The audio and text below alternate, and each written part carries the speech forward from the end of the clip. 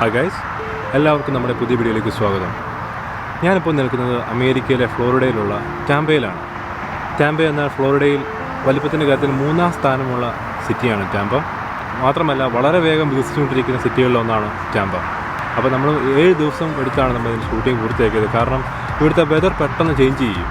ചിലപ്പോൾ നല്ല വെയിലായിരിക്കും, പെട്ടെന്ന് മഴ വരും. അപ്പോൾ നമുക്കത് പൂർത്തിയാക്കാൻ പറ്റിയില്ല. കഴിഞ്ഞ ദിവസം നമ്മളിവിടെ വന്നിട്ട് നമ്മൾ കുറച്ച് ഡ്രോണിൽ ഷോട്ടൊക്കെ എടുത്തു. ഡ്രോൺ ഉപയോഗിച്ചുള്ള ഷോട്ട്സൊക്കെ എല്ലാം നമ്മൾ പൂർത്തിയാക്കിയിട്ടുണ്ട്. അപ്പോൾ നമുക്ക് ടാമ്പയുടെ ഒരു സിനിമാറ്റിക് വീഡിയോ ആണ്.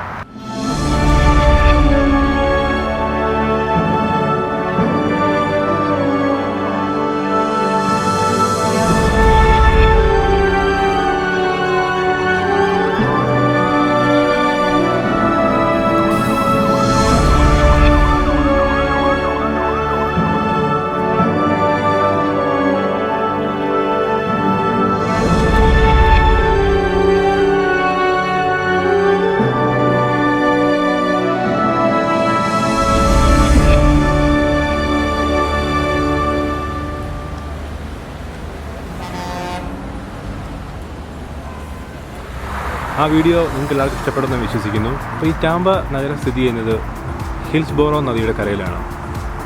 അതാണ് എൻ്റെ പുറകിൽ കാണുന്നത്. ഹിൽസ്ബോറോ നദിയും ഡൗൺ ടൗണുമാണ് നമ്മുടെ പുറകിൽ കാണുന്നത് അപ്പം ഈ ഹിൽസ്ബോറോ നദിയുടെയും ഈ ടാമ്പ ഡൗൺ ടൗണിൻ്റെ ഇടയിലൂടെ ഒരു നടപ്പാതയുണ്ട്. അതിൻ്റെ പേര് റിവർ വോക്ക് എന്നാണ്. ഏകദേശം 3-4 കിലോമീറ്റർ ദൂരമുണ്ട് അതിന്. അപ്പോൾ ഈ ടാമ്പ സിറ്റിയുടെ ഒരറ്റത്തെ മറ്റൊരറ്റവുമായി ബന്ധിപ്പിക്കുന്ന ഒരു നടപ്പാതയാണത്. അപ്പോൾ ആൾക്കാർ നടക്കാനും ഓടാനും സൈക്കിൾ ചവിട്ടാനും ഒക്കെ ഇവിടെ വരും. അതിന് സൈഡിലായി തന്നെ കർട്ടിസ് ഹിക്സോൺ എന്നു പേരുള്ള ഒരു വലിയ മൈതാനമുണ്ട്. ഈ മൈതാനത്തിലാണ് ഇവിടുത്തെ പ്രധാനപ്പെട്ട ഇവൻറ്റ്സ് ഒക്കെ നടക്കുന്നത്. വളരെ വലിയ സെലിബ്രിറ്റീസൊക്കെ ഇവിടെ വന്ന് പെർഫോം ചെയ്യാറുണ്ട്. അതിന് തൊട്ടപ്പുറത്ത് തന്നെ സ്ട്രാസ് പെർഫോമിംഗ് സെൻറ്റർ, അതിൻ്റെ കൂടെ തന്നെ ലൈബ്രറി, കുട്ടികൾക്കായുള്ള മ്യൂസിയംസ്, ഇതെല്ലാം ഇതിൻ്റെ സൈഡിലായി തന്നെ ക്രമീകരിച്ചിരിക്കുന്നു. അപ്പോൾ ഈ മൈതാനത്തിൻ്റെ ഒരു സൈഡിൽ പെർഫോമിംഗ് സെൻറ്റേഴ്സും അപ്പുറത്തെ സൈഡിൽ ടാമ്പ സ്കൈ ലൈനും, പിന്നെ അതിന് മുൻപിലായി റിവർ വോക്കും, പിന്നെ അതിന് തൊട്ട് മുന്നിലായി നമ്മുടെ നദിയും. ഈ നദിയുടെ തൊട്ടപ്പുറത്തെ കരയിൽ ഹെൻറി ബി പ്ലാൻ മ്യൂസിയം എന്ന് പറഞ്ഞിട്ട് മ്യൂസിയം ഉണ്ട്. അപ്പോൾ ഹെൻറി ബി പ്ലാൻ ആണ് ശരിക്കും ഇവിടെ ടാമ്പയിലൊരു റെയിൽവേ ലൈൻ ആദ്യമായി കൊണ്ടുവന്നത്. അപ്പോൾ അതോടുകൂടിയാണ് ടാമ്പ നഗരത്തിൻ്റെ വളർച്ച ആരംഭിക്കുന്നത്. പിന്നീട് വളരെ പുരോഗതി പ്രാപിച്ചു. 170 വർഷങ്ങൾക്ക് മുമ്പ് ഫോർട്ട് ബ്രൂക്ക് എന്നറിയപ്പെടുന്ന അമേരിക്കൻ മിലിറ്ററി പോസ്റ്റായിരുന്നു ഈ ടാമ്പ നഗരം. പക്ഷേ ഇന്ന് 170 വർഷങ്ങൾക്കിപ്പുറം വളരെ വലിയ പുരോഗതി കൈവരിച്ച ഒരു സ്ഥലമായി ടാമ്പ മാറിക്കഴിഞ്ഞു.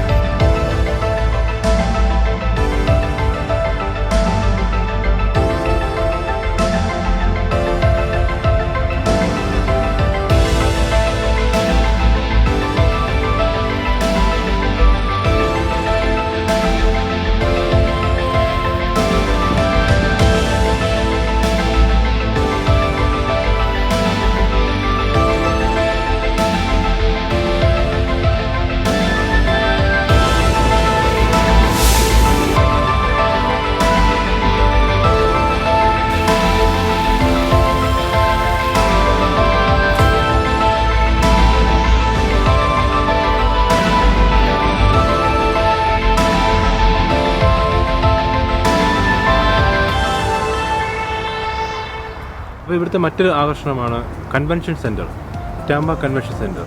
അപ്പോൾ അതിന് സൈഡിലായിട്ട് നിങ്ങൾക്ക് ജലവിനോദത്തിനുള്ള ധാരാളം ഫെസിലിറ്റീസ് ഉണ്ട്. ജലവിനോദത്തിൽ പറഞ്ഞു കഴിഞ്ഞാൽ നമ്മൾ ജെറ്റ് സ്കീസും കയാക്കിങ്ങും, അതുപോലെ തന്നെ ചെറിയ ചെറിയ ബോട്ടുകളുണ്ട്. 2 പേർക്ക് ഇരിക്കാവുന്ന ബോട്ടുണ്ട്. അതുപോലെ തന്നെ വലിയ ബോട്ടുകളുണ്ട്, പാർട്ടി നടത്താവുന്ന ബോട്ടുകളുണ്ട്, ഡിന്നർ ക്രൂയിസുകളുണ്ട്. ഇങ്ങനെ പലതരത്തിലുള്ള ബോട്ടുകളൊക്കെ ഈ കൺവെൻഷൻ സെൻറ്ററിൻ്റെ അവിടെ നിന്ന് ലഭ്യമാണ്. ഇതിന് സകല കാര്യങ്ങളും ഇവിടെ എഴുതി വെച്ചിട്ടുണ്ട്. അപ്പം ഈ കാണുന്നതാണ് നമ്മുടെ കൺവെൻഷൻ സെൻറ്റർ. അപ്പോൾ കൺവെൻഷൻ സെൻറ്റർ കഴിഞ്ഞ് നമുക്ക് കുറച്ചുകൂടി മുന്നോട്ട് ചെല്ലുമ്പോൾ നമുക്ക് ഇവിടുത്തെ ഒരു അരീന കാണാം. മീലിയ അരീന എന്ന് പറഞ്ഞിട്ട് ഒരു അരീന. ധാരാളം പ്രശസ്തരായ ആൾക്കാർ വന്ന് പെർഫോം ചെയ്യുന്ന രീതിയാണിത്. അതുപോലെ തന്നെ ഇവിടെ വേറെ പെർഫോമിംഗ് സെൻറ്റർ ഉണ്ട്, സ്ട്രാസ് പെർഫോമിംഗ് സെൻറ്റർ. അതും എൻ്റെ നേരെ ഈ പുറകിലായിട്ടാണ് ശരിക്കും വരുന്നത്. അവിടെയും വളരെ പ്രശസ്ത ആൾക്കാരും ഒക്കെ വന്ന് നമ്മൾ കേട്ടിട്ടുള്ള വലിയ സെലിബ്രിറ്റീസൊക്കെ ഉണ്ടല്ലോ, അവരൊക്കെ വന്ന് പെർഫോം ചെയ്യുന്ന സ്ഥലങ്ങളാണ് ഈ സ്ട്രാസ് പെർഫോമിംഗ് സെൻറ്ററും അമീലിയ അരീനയൊക്കെ.